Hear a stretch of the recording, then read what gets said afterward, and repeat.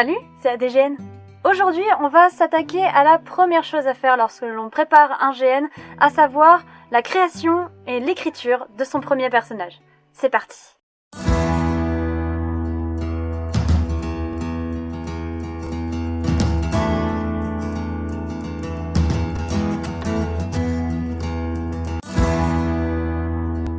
C'est mon bazar de GN.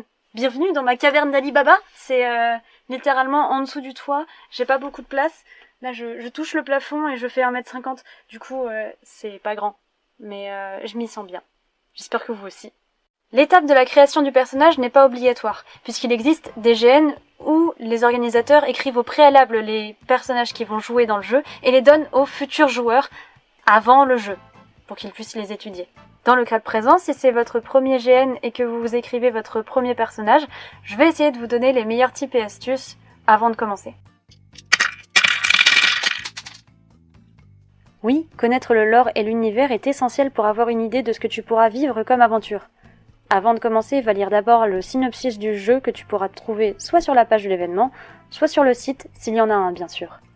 Tu devrais y voir l'univers du scénario et les 2-3 enjeux de l'opus, histoire de te mettre un peu dans le bain. Ensuite, lire les règles. Tu y trouveras la mécanique particulière du jeu, mais également s'il y a d'autres races que les humains, les familles, nations présentes en jeu, les classes et les différentes compétences disponibles. Il y a toujours des petits détails assez sympas, et tu verras qu'une fois lancées, les règles se lisent vraiment toutes seules. Maintenant que tu connais les règles et l'univers du jeu dans lequel tu vas être plongé, il va falloir penser à certaines choses. Si tu vas à un GN sans te créer ou réfléchir à tes limites, tu vas te créer un personnage qui ne correspondra ni à ta personnalité, ni à tes attentes. Donc, d'abord, pose-toi 3 questions. Quel est mon trait de caractère principal ou préféré ?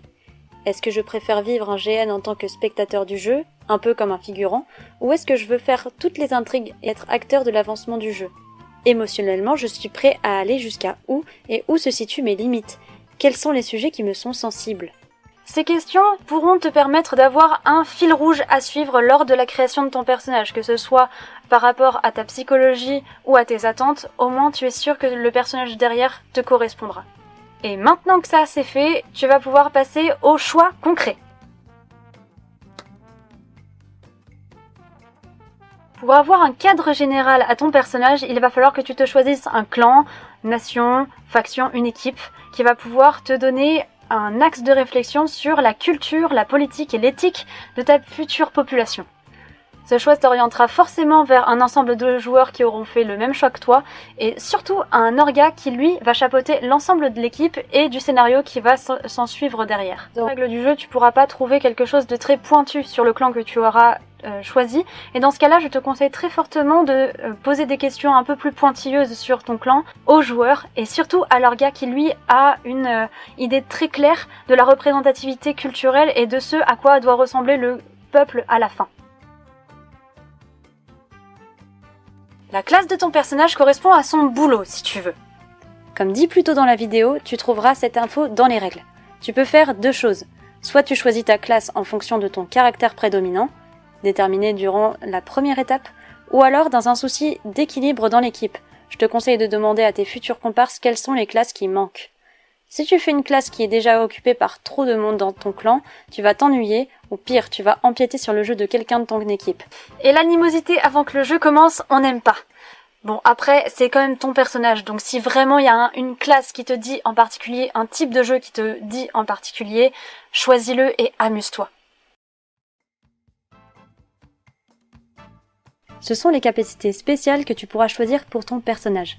Sur les règles, tu trouveras un ensemble de compétences, d'une part générale, que tous les joueurs peuvent choisir, et des compétences plus particulières à la classe que tu auras choisie. On reviendra là-dessus après l'étape suivante.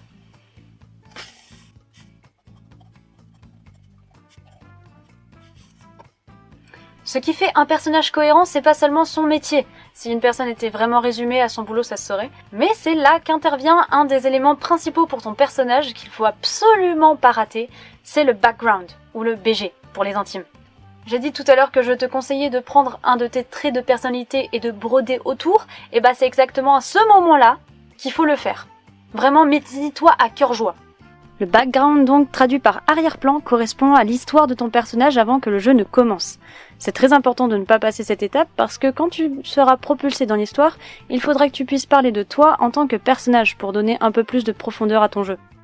Selon le trait de caractère que tu choisis pour ton personnage, tu peux voir pour lui écrire un passé qui aura comme résultat un comportement particulier. Par exemple, tu ne parles pas beaucoup. Ça peut venir d'un trauma dans ton enfance comme l'attaque soudaine de ton village natal et la mort brutale de tes proches, ce qui pourrait, en plus de créer un mutisme constant, une haine viscérale pour un peuple qui, en plus, rendrait un jeu particulier. Ou alors tu as eu une enfance heureuse et tes parents t'ont inculqué un certain goût de l'art et de l'écriture, ce qui a fait naître en toi un caractère jovial et une prédisposition pour les arts et tout ce qui a trait à la culture. Tu peux aussi te créer un lien de parenté avec des amis IRL avec lesquels tu veux jouer ou lier vos histoires par une expérience commune. En gros, vraiment tout est possible. Je te conseille de t'imprégner de l'univers et de l'histoire du jeu pour rendre ton personnage le plus plausible possible, et ainsi ça te permettra de rester un maximum en jeu. Donne des noms à tes parents, donne-leur un métier, tu peux même prendre des objets chez toi et leur donner une histoire derrière. Un sac, une plume, un dé, un familier, bref. Créer du lore autour de n'importe quoi pourra te donner de la richesse et du corps à ton personnage. Et si tu ne veux pas trop te renseigner sur le jeu et tout apprendre sur le tas, tu peux faire le choix de jouer un personnage amnésique. Faire semblant au fur et à mesure de te rappeler de choses et construire un personnage au gré de ton aventure, c'est tout à fait possible.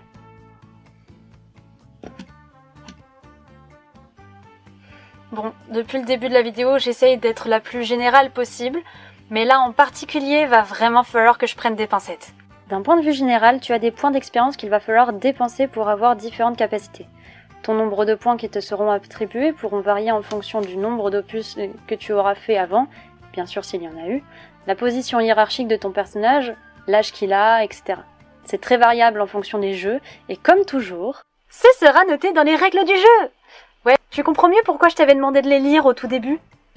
Il va te falloir une calculatrice parce que tout ce que tu vas faire à ce moment-là sera après, ou en tout cas au début du jeu, vérifié par un organisateur. Donc fais pas le malin. Dans les règles, il y aura en général des capacités auxquelles tout le monde peut prétendre, mais également des capacités particulières à chaque classe. Chacune aura un coût, et quand tes points d'XP arriveront à 0, tu ne pourras plus rien ajouter comme capacité. Alors choisis bien. Fais en sorte à ce que les compétences choisies pour ton personnage soient les plus complémentaires avec ta classe. Par exemple, prenons l'exemple du garde ou soldat. Il parlera la langue de son territoire, bien sûr.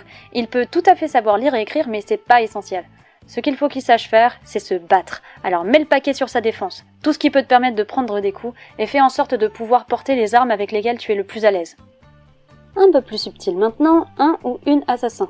Tu dois être un personnage assez cultivé pour accéder à toutes les strates de la société, mais surtout charmeur. Donc tu fais en sorte de pouvoir porter des armes discrètes et donne-lui des capacités de persuasion et de séduction. Tu peux chercher à être le plus efficace possible, mais ce que tu peux faire aussi, et ce qui est assez sympa à faire, c'est mélanger ton background avec ta fiche perso. De façon générale, elles seront intrinsèquement liées. Par exemple, tu es né dans un pays où tu as été enlevé et vendu comme esclave dans un pays lointain, ou en tout cas voisin dans lequel tu as grandi. Donc, logiquement, tu parleras ta langue natale, mais aussi la langue de tes tortionnaires. Autre exemple, tu viens d'une famille de marchands et as appris la lecture. Logiquement, ton expérience comprendra plusieurs langues parlées, bien sûr, et une aisance avec les chiffres et une affinité à la séduction, parce que c'est bon pour les affaires. Bref, fais en sorte de choisir des compétences cohérentes à ton personnage, sa culture et sa classe, et de toute façon, si jamais tu as des doutes ou que tu as besoin d'aide pour corriger ta fiche perso, encore une fois, rapproche-toi des joueurs qui vont jouer dans le futur avec ton personnage, ou à ton organe principal. Fais confiance en leur expérience. De l'aide, c'est toujours bon à prendre. Bon, et bien avec tout ça, tu devrais avoir un personnage assez sympa, j'espère, et très envie d'arriver déjà à la date de ton jeu, mais il y a encore 2-3 trucs à voir encore avant d'y être, hein. Mais ça, ce sera pour une prochaine fois. Et donc jusqu'ici, je te dis à la prochaine fois, et je te fais des bisous. Salut!